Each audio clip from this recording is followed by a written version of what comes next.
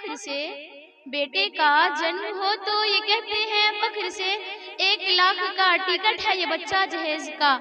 Europe के जो थे अहले दिल अहले ज़र, देते थे बेटी को मोटर खरीद कर। यूरोप के जो थे अहले दिल अहले ज़र, देते थे बेटी को मोटर खरीद कर।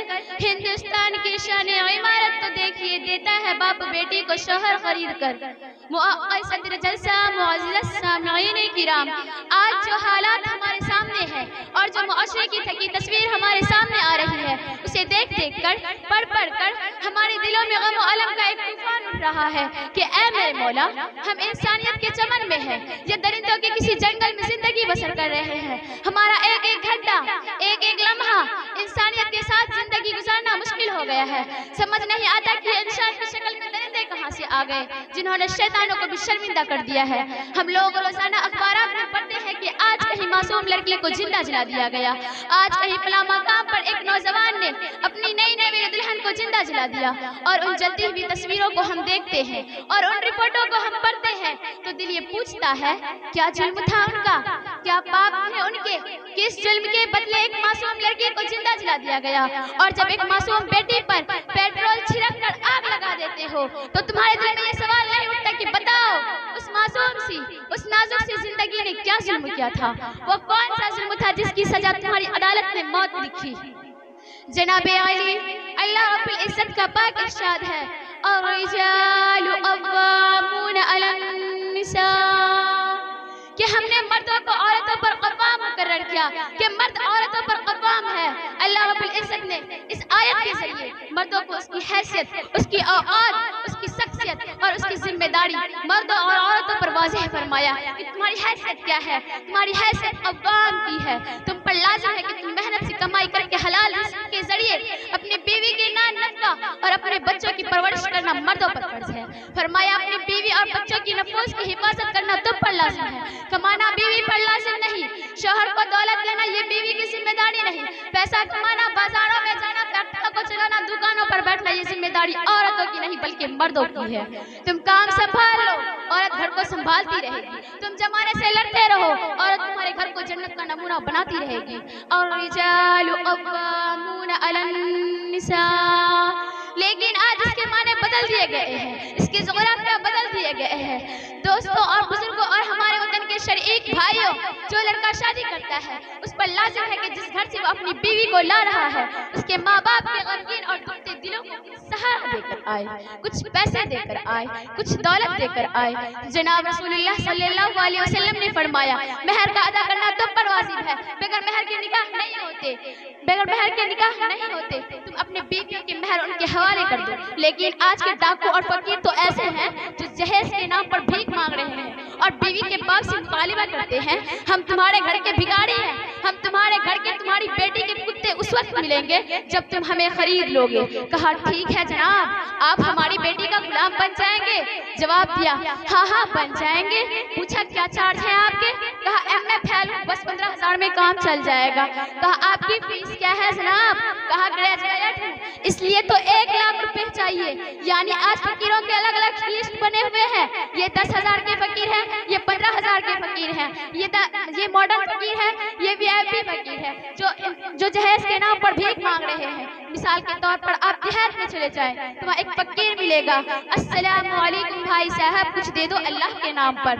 आप उस फकीर को 10 पैसे निकाल कर दे दीजिएगा तो वह फकीर दुआएं देकर खुशी खुशी चले जाएगा और कहेगा दाना है, सही है, उन्होंने मुझे 10 पैसे दिए। लेकिन आप बेंगलोर के एमजी रोड पर चले जाएं, दिल्ली की चांदनी चौक पर चले जाएं, मद्रास और कोलकाता, बम्बई, कई बड़े शहरों में आप चले जाएं तो वहाँ एक फकीर आए सूट बूट टाई लगाकर और अंग्रेजी में मांगेगा, please help me sir, please give me sir. आप उस फकीर को 25 पैसे निकाल कर दे दीजिएगा तो वो फकीर 25 पैसे पर निकाह पढ़ते ही उल्टा आपकी तरफ देखेगा और कहेगा अपने जमाने में तो खुद फकीर नहीं था, कहता शर्म नहीं आती, महंगाई के जमाने में 25 पैसे दे रहे हो। ये देहाती फकीर है जो 25 पैसे में मान जाए। ये शहरी फकीर है, इसलिए इसे कम अज कम 1 रुपए देना पड़ेगा। ये मॉडर्न फकीर है, ये VIP फकीर है, ये इंटरनेशनल भिखारी है। ये डायरेक्ट नहीं मांगते, इन्होंने भीख मांगने के लिए अलग से रखा है कि इतनी भीख दिलाएंगे, इतना कमीशन चाहिए। लेकिन सुना है कमीशन खाने वालों, लानत हो तुम पर के किसी बेटी को उजाड़ कर ले जाने से बेहतर है कि तुम किसी के दरवाजे पर बैठ जाओ।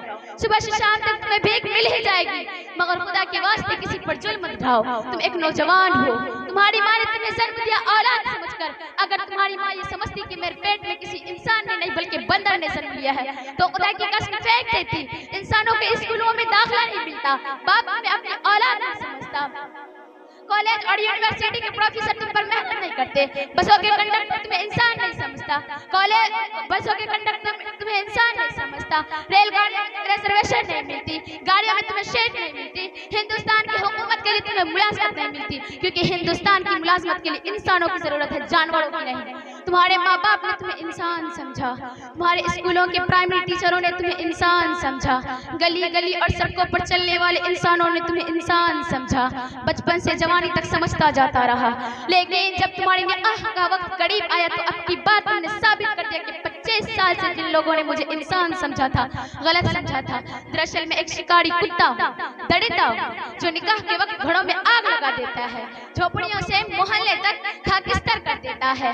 अगर वो गरीब जानता कि तुम एक दरिंदे शिकारी हो तो शायद अपनी बेटी का हाथ तुम्हारे हाथ ना देता।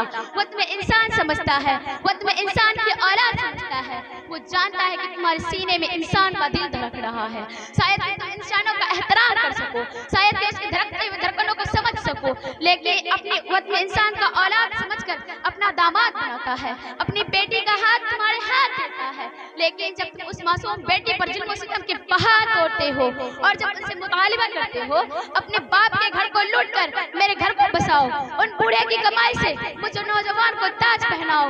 दोस्तों, पहली बार एहसास होता है कि इंसानियत की शक्ल में कोई दरिंदा था, इंसानियत की शक्ल में कोई डाकू था, इंसान की शक्ल में कोई शिकारी कुत्ता था, जिनके हाथों में एक मासूम बेटी का हाथ दे दिया गया। अपनों के सितम हमसे बताए नहीं जाते, अपनों के सितम हमसे बताए नहीं जाते, यह हादसा तो वह है जो सुनाए नहीं जाते। मोहतरम बुजुर्गों और दोस्तों, जनाब क़ानी बदायूनी साहब जो बहुत बड़े शायर थे, जब उन्होंने अपनी बेटी की शादी की तो सारी दौलतों से अपनी बेटी को नवाजा और तमाम जहेज अपने दामाद को दिए। जहेज जब कम पड़ गए तो जनाब क़ानी बदायूनी साहब जिस घर में रहते थे उन्होंने उस घर को भी बेच दिया और बेचने के बाद वह दौलत भी अपने दामाद के हवाले कर दिया। और जब बेटी रुखसत होने लगी तो बाप ने बेटी के कान में कहा, ऐ बेटी, अब इस घर से जा रही हूँ, दोबारा इस घर में मत आना। तुम्हारे निकाह के साथ, तुम्हारे निकाह के जहेज के साथ साथ हमने इस घर को भी खत्म कर दिया है। तुम्हारे माँ बाप किसी किराए के घर में चले जाएंगे। बेटी रोती तड़पती है लेकिन मजबूर है, ससुराल जाती है। चंद दिनों में इत्तलाह आती है कि उसके जालिम ससुराल वालों ने बेटी को कत्ल कर दिया। जनाब क़ानी बदायूनी साहब अपने बेटी के जनाजे में जाते हैं और जाकर एक शायर पढ़ते हैं। अब आया याद ए आरामी जा इस नामुरादी में, अब आया याद ए आरामी जा इस नामुरादी में, कफन देना भूले थे हम तुझे शामाने शादी में। सब कुछ दे दिया था, 2 गज कफन के टुकड़े भी दे देते तो क्या फर्क पड़ जाता, ताकि कम अज कम जिन जालिमों ने तुझे कत्ल किया था कफन अपने बाप के घर का दे देता। अल्लाह ताला से दुआ है, अल्लाह ताला से दुआ है कि हम तमाम मुसलमानों को इस जहेज जैसी रस्म को खत्म करने की तौफीक अता फरमाए। और मैं इस शायर के साथ अपनी तकरीर को खत्म करना चाहती हूँ। कल आंगन में एक लाडली जल रही थी, कल आंगन में एक लाडली जल रही थी, अभी जिसके हाथों में मेहंदी रची थी, खताओं में खता उस दुल्हन की यही थी, जहेज की फहरिस्त में अभी कुछ कमी थी। अस्सलामु अलैकुम व रहमतुल्लाहि व बरकातुहू।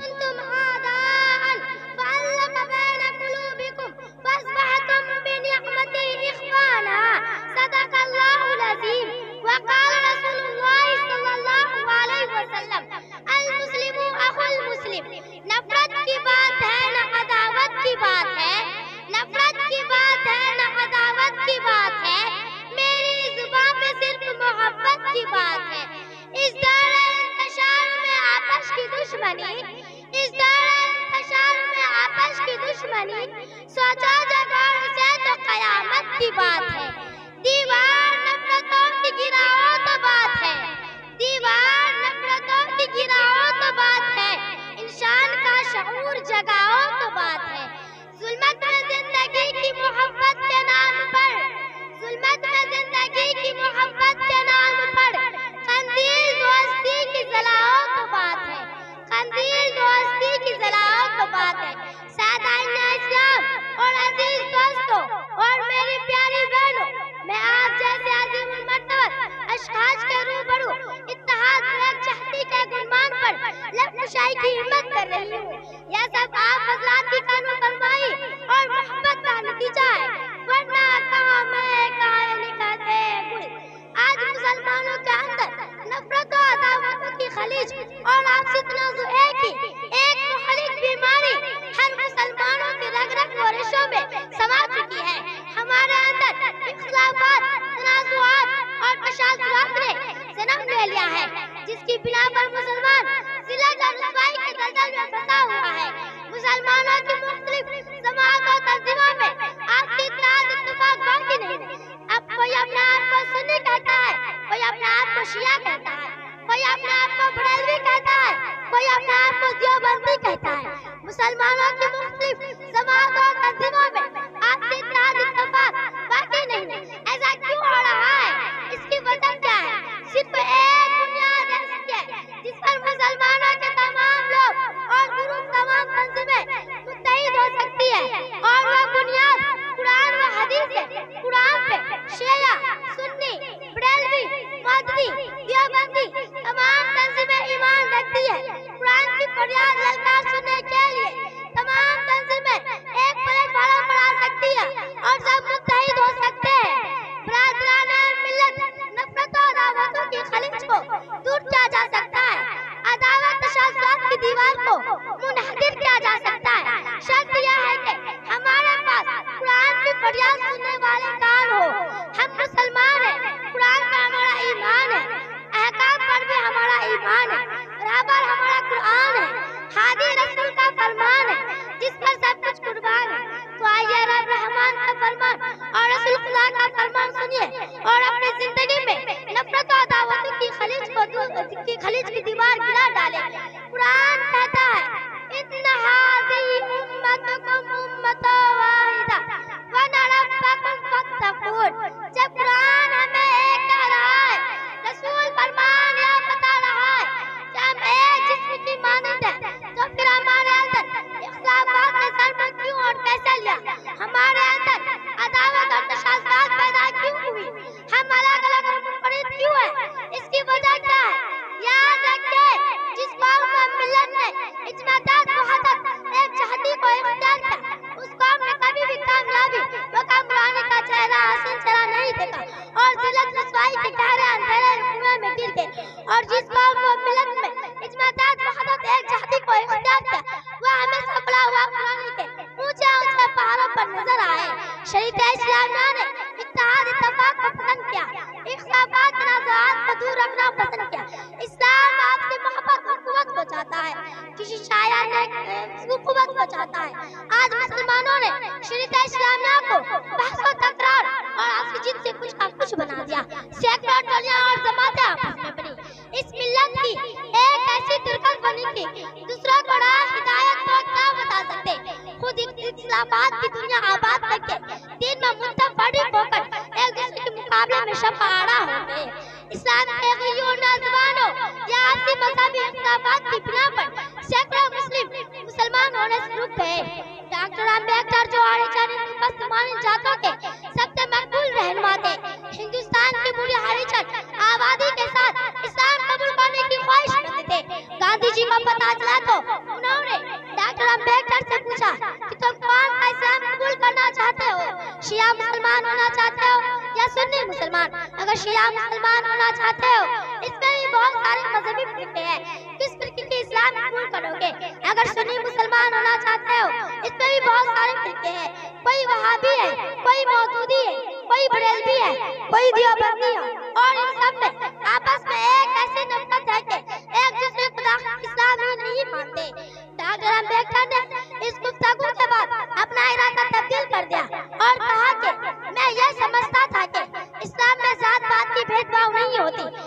इसलिए मैं इस मजहब को पसंद करता था। यह वह इबरत की दास्तान है जिसकी शाही तारीख में पासाश की खुश्क भी नहीं हुई। ए ला इलाहा के वारिस बाकी नहीं है तुझमें, गुफ्तार दिल वीराना किरदार का हीराना, तेरी निगाह से दिल सीनों में कांपते थे, खोया गया है तेरा जज्बे कलम तराना। दर्दमंदानी मैं अपनी तकरीर को इस शेर के साथ खत्म करती हूँ।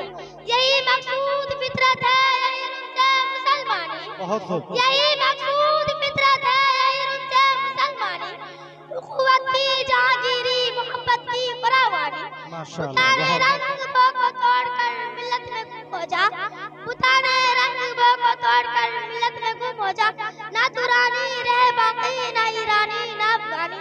अस्सलाम वालेकुम व रहमतुल्लाह।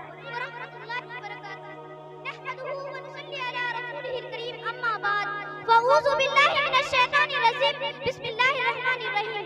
वक़ुल रब्बी अदखिलनी मुदखल सिद्क़िन व अख़रिजनी मुख़रज सिद्क़िन वजअलनी मिन लदुनका सुल्तानन नसीरा। खूब बहती है अमन की गंगा बहने दो, खूब बहती है अमन की गंगा बहने दो, मत फैलाओ देश में दंगा रहने दो, लाल हरे रंग में ना बांटो हम सबको, कीचड़ पे एक तिरंगा रहने दो। मुअज़्ज़ज़ सामईन इकराम, मेरी प्यारी बहनों, 26 जनवरी की तारीख जिसे हम यौम जमहूरिया कहते हैं, हिंदुस्तानियों के लिए बहुत अहमियत रखती है। ये दिन हिंदुस्तान में बसने और पैदा होने वाले हर फर्द की खुद मुख्तारी और मजहबी दस्तूरी इख्तियारात के उसूल की तारीख। इस तारीख को याद रखकर इसके आजादियों को और हुकूक को हासिल करने की जद्दोजहद में लगा रहना, इसके रास्ते में हायल सारी रुकावटों को खत्म करने के लिए कानूनी अवामी लड़ाई लड़ना इस तारीख का हक है। आइन को मुरतब करने में 2 साल 11 माह 17 दिन लगे। यह आइन 26 नवंबर 1949 को बनकर तैयार हुआ, जिस पर 6.4 करोड़ रुपए खर्च हुए। 26 जनवरी 1950 के दिन से हमारे मुल्क में यह आइन दस्तूर हिंद के तौर पर बाइत्तफाकी तमाम कबूल और नाफिज किया गया। आइन के तहत हिंदुस्तान एक सेकुलर जमहूरी मुल्क और दुनिया की सबसे बड़ी जमहूरिया। हम भारत के अवाम मदद संजीदगी से अर्ज करते हैं, भारत को एक मुक़द्दर समाजवादी गैर मजहबी और अवामी जमहूरिया बनाएंगे। इसके लिए तमाम शहरियों के लिए समाजी मासी और सियासी इंसाफ, इज़ारे ख्याल है कि दीन और इबादत की आज़ादी है, ऐसे मौके के लिए मुसावात की और ऐसे हुकूक को तरक्की दी जाएगी जिससे फर्द के अंदर कौम की इत्तेहाद सालिमियत का यकीन हो। अपनी इंसाफ असेंबली 8-26 नवंबर 1949 को यह आइन बदर यहाँ से इख्तियार करते और अपने आप पर नाफिज करते। मुकदमा पूरे हिंद दफा 44 जो यकसा सिविल कोड की बात कही गई है, इससे मजहबी आजादी पर्सनल मुस्तस्ना ही इसका मतलब है। इससे शहरी हुकूक की बात कही गई है। 12 से 51 दफा तक हर शहरी के लिए बुनियादी हुकूक के उसूल की जमानत दी गई है। हुकूक और आजादियों का तहफ़्फ़ुज़, ये हुकूक की तहफ़्फ़ुज़ मुसावात और आजादियाँ आज फसाई जमातों की आंखों में शैतीर बनकर अटकी हुई बीजेपी मरकजी और सूबाई हुकूमतें इन इख्तियारात को छीन लेना चाहती है। इसके लिए पूरी मुस्तैदी के साथ हर डिपार्टमेंट में काम भी कर रही है। मीडिया, अदलिया, इंतज़ामिया, मुकन्निना सब गैर कानून काज के लिए इस्तेमाल कर रहे हैं। तरह-तरह के कंडे इस्तेमाल करके अवामी को मुख्तलिफ मसाइल में उलझा बड़ी चालाकी के साथ अपना सारा एजेंडा पूरा करने में रातों दिन लगी। मसाइल पैदा करना और उन्हें उलझा कर रखना, दरअसल हक़ीक़त के मसाइल और हुकूक से दूर रखने की साजिश। नोटबंदी के बाद एक सा सिविल कोड, उसके बाद मदरसा और आज़ान पर पाबंदी और नेतन्याहू जैसे मुल्क और मिल्लत हिंदुस्तान आने पर सब्सिडी का इशू, ये सब गैर तलब उमूर है। अब हमारा फरीज़ा क्या है? बिला सहमे हौसला मर्दी के साथ करना, दस्तूरी तहफ़्फ़ुज़ात को बचाना और हर फील्ड में मुस्ताहिद जमातों को शिकस्त देने के लिए मुत्तहिदा कोशिश करना, दलितों, पसमानदा तबकों और सारी अक़लियतों के साथ मुआहिदा करके मजबूती के साथ कदम आगे बढ़ना होगा। ये हमारा मसाइल है। तकबीर की तहफ़्फ़ुज़ की जमानत दी गई। हमें ये समझना होगा कि अल्लाह ने के मौके पर हुजूर मांगने का हुक्म दिया कि नुसरत सल्तनत का मुतालबा दरअसल ज़मीनी हुकूमत और इलाही नुसरत का मुतालबा है, ताकि अमन इंसाफ और तहफ़्फ़ुज़ वाला निज़ाम कायम किया जा सके। और ये कोई कभी चीज़ नहीं। इससे कबल सुलेमान अलैहिस्सलाम, यूसुफ अलैहिस्सलाम के साथ अंबिया किराम ने गारे नबूवत को आगे बढ़ाने के लिए, इस्लाम की आज़ाद लोगों के सामने जताने के लिए इसका क्या मुतालबा है। सूरह इसरा की आयत नंबर 80 सियासी उमूर से मुताल्लिक़ है। मैं अपनी तकरीर को इस शेर के साथ खत्म करती हूँ। जुल्म और ज़ब्र की पहचान मिटा कर रख दे, जुल्म और ज़ब्र की पहचान मिटा कर रख दे, अब भी हम चाहे तो कोहराम मचा कर रख दे, अब भी हम चाहे तो कोहराम मचा कर रख दे। खुश्क दिल को की तरह बिखरे हुए हैं हम लोग, खुश्क दिल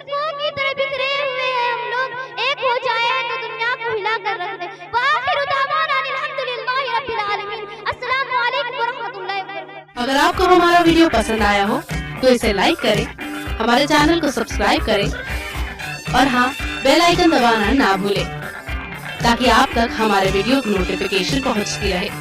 आप अपना सुझाव हमें कमेंट बॉक्स में दे सकते हैं। हमारे साथ जुड़ने के लिए